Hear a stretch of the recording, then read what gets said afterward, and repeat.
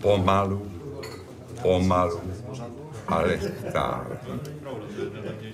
Pomalu, pomalu, ale slábnu. Pomalu, pomalu, ale slepnu. Pomalu, pomalu se mění moje hlava v lebku. Ale já si nedám říct a čím dál víc tý svý holce nadýchám. Nevadí mi,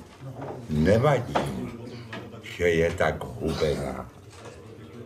Nevadí,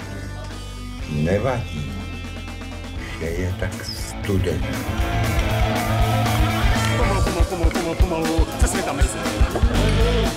A pomalu, všemu živýmu dám balé. Stalo se něco velmi vážného.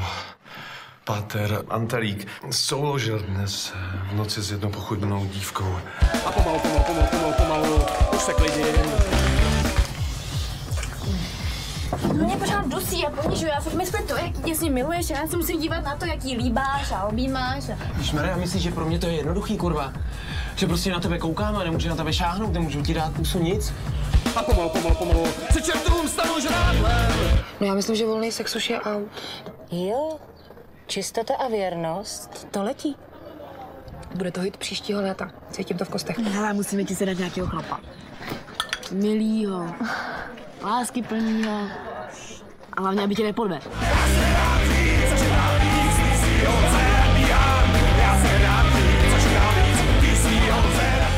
Rozhřešení ti mohu dát, můj synu, jenom v tom případě, pokud v tom hříchu nechceš dál pokračovat.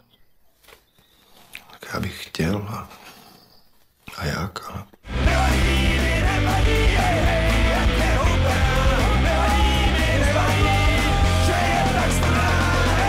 Celý život jsem se trápila s těma tvojima básničkama a všecko jsem ti to odpustila.